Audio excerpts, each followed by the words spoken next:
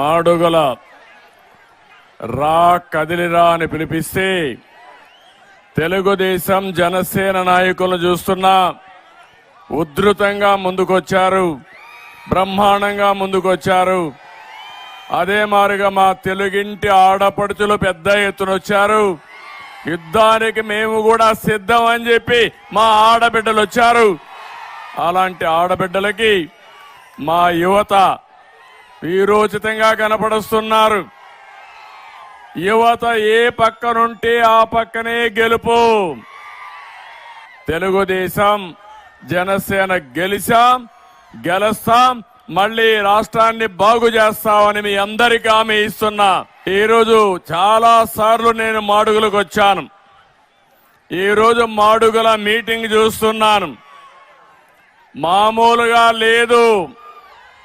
తాడేపల్లి పిల్లికి జ్వరం వస్తుంది.